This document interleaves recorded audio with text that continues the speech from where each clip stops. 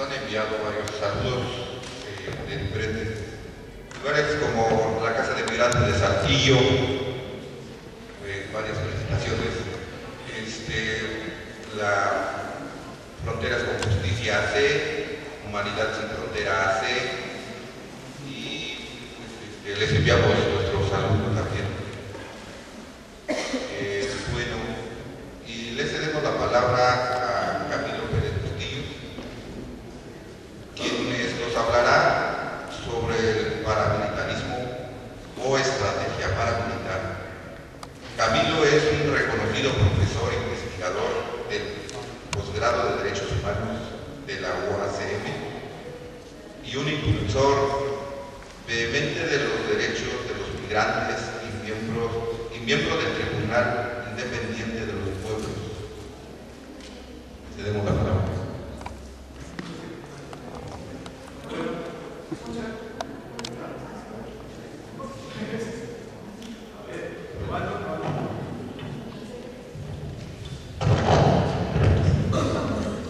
Buenas tardes, probando, ahora sí. Realmente es un gran honor estar acá, es lo primero que quiero decir. El hecho de acompañar este aniversario, pues realmente me siento honrado. Se me hace que pues, ha habido un aporte importantísimo en el mundo de la defensa de los derechos humanos, un aporte clave del Comité Cerezo, de los hermanos que también son mis hermanos, ¿no? Entonces enviar pues un saludo muy especial por ese aniversario. Además, el Comité Cerezo ha acompañado el trabajo que quiero un poco compartir con ustedes, ha sido una parte muy importante, ¿no? Se han ido tejiendo pues, unos intercambios que son muy claros. Sí voy a referirme al tema que me han pedido, pero lo voy a querer aterrizar, lo voy a intentar aterrizar en un contexto específico. Lo que quiero es que tomemos algunas de las piezas que han quedado sobre la mesa de la ponencia de Carlos, y el trabajo de Carlos, las reflexiones de Carlos son también un punto de partida muy clave. De hecho, me siento muy bien acompañado en la mesa porque pues, somos colegas en el espacio del posgrado de Derechos Humanos de la UACM, pero además, tanto Carlos como Clemencia, como el Comité Cerezo, han sido una parte muy importante del trabajo de este Tribunal Internacional de Conciencia. Son cofundadores de ese proceso, los tres están acá, ¿no? Entonces, pues realmente estamos en lo mismo. Lo que quiero es que pensemos en militarización, paramilitarismo, mercenarización, como lo ha caracterizado Carlos en otros escritos, terrorismo de Estado, Estado criminal, Estado pretoriano, Estado delictivo. Hay un número ahora que está circulando de Conspiratio, de la revista de Javier Sicilia y todo un equipo, donde se habla del Estado delictivo, precisamente. Bueno, hay una serie de posibles referentes, y mi idea es tratar de aterrizarlos con ustedes en un marco inmediato que tiene que ver con el terror estatal contra migrantes y contra migrantes en tránsito, y cómo va surgiendo por ahí el mismo rostro, la misma fase que ha descrito Carlos y los otros compas en cuanto a este estado delincuencial, en cuanto al crimen organizado en las alturas del poder, como acaba de señalar Carlos, el terror contra migrantes, contra los pueblos en movimiento, como los hemos intentado caracterizar desde este espacio colectivo del tribunal, como una muestra y como un estudio de caso. Estamos hablando así como para tener referentes, para aterrizar un poco, 20.000 secuestros y desapariciones forzosas. Es muy importante, no son solo secuestros, habría que también caracterizarlos, tipificarlos como desapariciones forzosas, porque son procesos de terror contra ese sector en movimiento, los pueblos en movimiento, con responsabilidad directa e indirecta del Estado a través de sus omisiones, acciones, etc. Vamos a volver a eso. Eso cada año desde 2007, 20.000 por año desde 2007. Tenemos momentos claves donde va emergiendo esta problemática y se va situando, digamos, en el espacio público, y es un poco lo que quiero compartir con ustedes. Un momento es el que estamos pues conmemorando esta semana. Estamos marcando esta semana el primer aniversario de la masacre de San Fernando a la que aludió Carlos, precisamente, de los 72 migrantes en tránsito. Y como si eso no fuera suficiente, tenemos poco después, en abril de este año, el descubrimiento de 96, y sigue la cuenta andando, de fosas clandestinas ahí mismo en San Fernando, cerca del lugar de los hechos de la masacre, que fue en agosto del 2010, agosto 22-23, apenas se difundió el 24-25, por eso estamos observando esta semana el aniversario.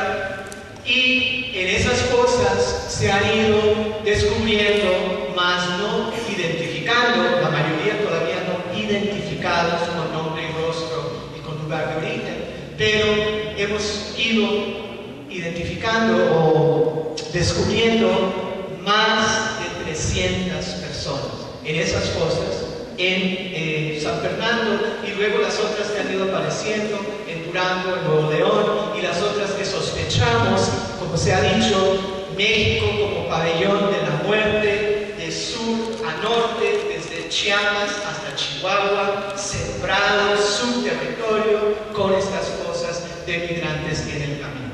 Entonces, ese es más o menos el panorama. Lo que queremos señalar es que, desde luego, se trivializa este patrón de violencia que implica responsabilidad estatal, se trivializa al achacarse esta violencia solamente o exclusivamente o principalmente a la delincuencia organizada, entendido como los Zetas. Y lo que nosotros queremos señalar es que queremos ir pensando en el rostro de esta violencia, en el rostro del paramilitarismo en México. Habría que ubicar el tema de los migrantes en el centro de esa reflexión. Esa es una de las hipótesis. Si queremos hablar, por ejemplo, de colombianización, que es un tema que la compañera Clemencia trabaja mucho, también el compañero Carlos, bueno, todos hemos estado un poco reflexionando sobre qué significa la colombianización. Hoy, uno de sus síntomas, uno de sus indicadores, que habría que ver qué entendemos por colombianización, cuál colombianización, si es simplemente el hecho de que se trasplante al territorio mexicano a través de la iniciativa Mérida y de las FARC y etcétera, y de la llamada guerra contra las llamadas drogas y la llamada guerra contra el llamado terrorismo, etcétera, si es simplemente eso, el Plan Colombia en territorio mexicano, o si realmente hay ahora unos aportes muy específicos, muy singulares de ese aterrizaje en el espacio mexicano. Uno de los aspectos de eso es precisamente la masacre de San Fernando. Vamos ahora en un momento a caracterizar la masacre y dar unos elementos, pero lo importante es que veamos cómo van surgiendo estos momentos, primero en agosto con la masacre, luego en abril con el descubrimiento de las fosas, que continúa, y cómo va surgiendo a la misma vez, en estos últimos meses, en este último año, un nuevo movimiento de migrantes y en solidaridad con ellos. Y el tribunal como uno de los referentes, uno de los elementos en ese proceso. Uno de los signos más importantes, y aquí también vemos cómo se van concatenando los temas, cómo se van vinculando, van surgiendo, comenzando en el 2008, caravanas de madres y familiares de migrantes desaparecidos en el camino desde Honduras, y comienzan a llegar a la Ciudad de México en búsqueda y haciendo la denuncia de la desaparición, caracterizada en ese momento simplemente como secuestro, pero otra vez insistiríamos en que estamos hablando de desapariciones por el vínculo con el Estado, de migrantes hondureños. Cientos de desaparecidos y de desaparecidas van llegando a la Ciudad de México, y en el 2010 se van tejiendo una serie de convergencias entre un movimiento que va surgiendo desde los migrantes mismos en México, un poco compartiendo un sustrato común con el movimiento que surge masivamente en Estados Unidos entre marzo y septiembre de 2006, que va teniendo sus repercusiones, bailando sus convergencias con movimientos en los países de origen, como Honduras, y se va señalando México más y más como escenario clave en el mundo, no solo como lugar de origen de la migración, desde luego, de mexicanos y mexicanas expulsados, expulsadas hacia Estados Unidos, sino como el escenario principal en el mundo de migración en tránsito. Bueno, todo esto va convergiendo en octubre y noviembre del año pasado. Por ahí surge el proyecto del tribunal, entre otros indicadores, y es en ese momento cuando una de esas caravanas de madres y familiares hondureños se integra al proceso del tribunal, al proceso de un foro alternativo ante un foro oficial sobre migración que se realiza en Puerto Vallarta, y la caravana traza un camino desde Tegucigalpa hasta Puerto Vallarta, donde se realiza el foro oficial. El tribunal es una de las respuestas contrahegemónicas a ese espacio hegemónico, y a partir de ahí despunta el tema de alguna forma. De alguna forma el tema queda a partir de la masacre, a partir de esas convergencias en noviembre, a partir de esa caravana, se va sembrando algo. En diciembre surge la primera caravana paso a paso por la paz, previa a, antecedente de, precursora del movimiento por la paz, por justicia y dignidad, convocada esa caravana desde estos movimientos incipientes de migrantes centroamericanos principalmente, ya no solo hondureños y hondureñas, sino de los otros países impactados por la masacre. Y en diciembre se movilizan ante una serie de denuncias de secuestros masivos. Es a partir de ahí que inicia otro momento muy importante, que se abre en diciembre, que culmina en su fase más reciente en julio, con la llegada al Zócalo de esta más reciente caravana de migrantes, ya identificada, ya integrada a, digamos, el paraguas más amplio, ese movimiento de movimientos que tiene el referente en el movimiento por la paz, con justicia y dignidad. Se va tejiendo ahí. El padre Solalinde, desde luego, juega un papel absolutamente clave en diciembre, y a partir de ahí, hablando de las desviaciones del poder, lo que acabamos de ver en el video, la historia de nuestros hermanos, hablando del llamado Estado de Derecho en México, hablando de cómo va aterrizando el Estado terrorista, etc. Vemos como, por ejemplo, es perseguido sistemáticamente el padre Solalinde, supuestamente por estar involucrado en tráfico de migrantes, fundamentándose en sus esfuerzos para rescatar a migrantes en la casa del albergue en Ciudad Ixtepec, ahí en la frontera de Chiapas y de Oaxaca. Y vemos también como él es uno de los 12 defensores y defensoras de derechos humanos perfilados en un informe de amnistía a principios de 2010, precisamente por las persecuciones en su contra. O sea, la criminalización de la defensa de los derechos humanos. Lo mismo que vimos con nuestros hermanos Cerezo del Comité Cerezo, lo mismo que vimos en el video, pero trasplantado a este contexto de los migrantes. ¿Cómo se aterriza todo esto en una serie de ejes de trabajo y de líneas conceptuales? Sí, vaya. El tiempo se va. 2 o 3 elementos. Uno, está el espacio del Tribunal Internacional de Conciencia, y ese espacio se está integrando a un espacio más amplio, donde todos en esta mesa también estamos colaborando de alguna forma, y les pedimos a ustedes acompañarnos. Es la construcción de un espacio más amplio, que es el capítulo mexicano del Tribunal Permanente de los Pueblos, que está aterrizando en México. Se ha aceptado el caso de México precisamente por estos patrones sistemáticos de violación de derechos humanos, por este Estado terrorista, criminal, etc. Y uno de los ejes que se va a trabajar son los ejes migratorios, precisamente. Ese proceso se va a estar realizando, comenzando a fines de este año, en una serie de pre-audiencias en 7 ejes temáticos, que incluyen lo migratorio otra vez, todo el año 2012 y 2013, y va a culminar a finales de 2013, principios de 2014, en un juicio del Estado mexicano, en todos estos ejes, desde militarización, a esta migración, despojo de recursos, etcétera, etcétera. Bueno, entonces la invitación es a que nos acompañen en el Tribunal Internacional de Conciencia, que se suma a este espacio del TPP, pero además que nos acompañen en la construcción de unos ejes conceptuales que quiero resumir en conclusión leyendo un par de extractos. Uno, ¿cómo es que vamos a abordar estos casos? ¿Y qué tiene que ver esto con paramilitarismo y con militarización? Este es un texto que leímos el martes en una rueda de prensa, marcando precisamente el aniversario, un par de extractos.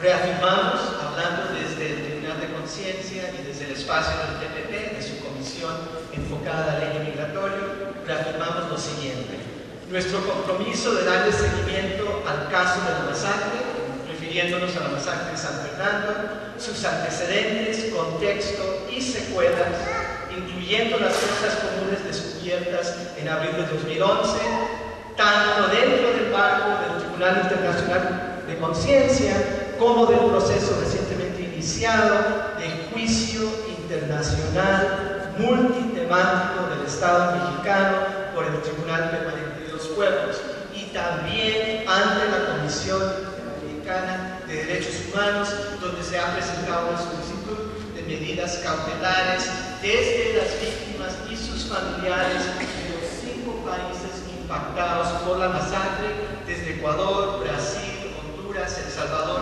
Guatemala y México como escenario, demandando medidas cautelares no solo en cuanto al Estado mexicano, sino en cuanto a esos estados de origen. ¿Cómo vemos el caso de la masacre?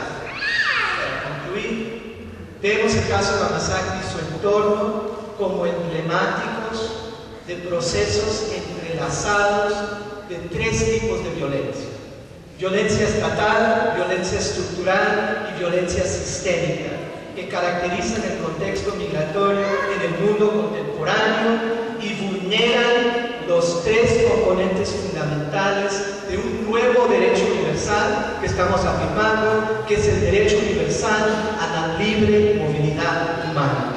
Ese derecho incluye el derecho a migrar, el derecho a no migrar y el derecho a no ser desplazado o desplazada forzosa o arbitrariamente.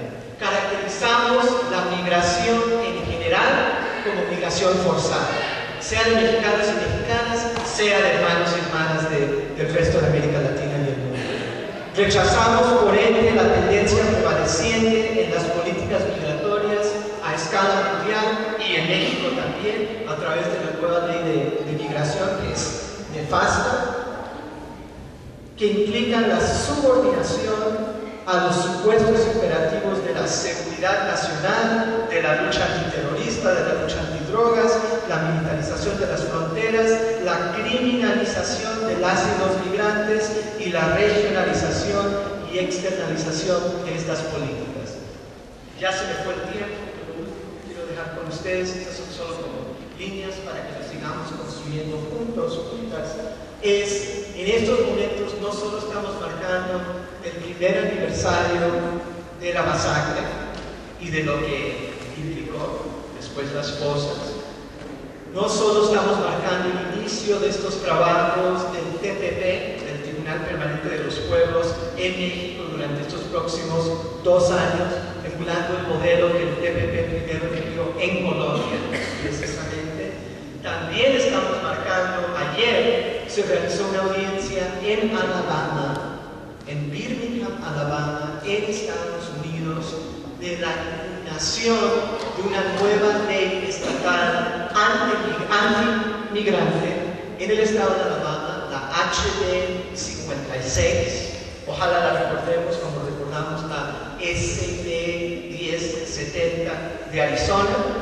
Las convoco a que nos acompañen en denunciar la ley de Alabama, que es mucho peor que la de Arizona y que marca el nuevo modelo de leyes antimigrantes en el mundo, que precisamente reflejan estos ejes conceptuales que he intentado compartir con ustedes. La ley está programada para entrar en vigor el 1 de septiembre. Tenemos 8 días para frenarla, aunque sea ojalá solo parcialmente. Estamos acompañando la parte jurídica de ese caso, participando como amigos de la Corte en nombre del tribunal, pero además lo que queremos, que ustedes ojalá nos acompañen, es a construir redes de solidaridad y comités de apoyo desde México y Guatemala, que son los dos sectores principales de migrantes en Alabama, solidaridad desde el sur hacia el norte para frenar la ley, para resistirla en su caso y para converger con el movimiento de migrantes en Estados Unidos. Entonces, muchas gracias.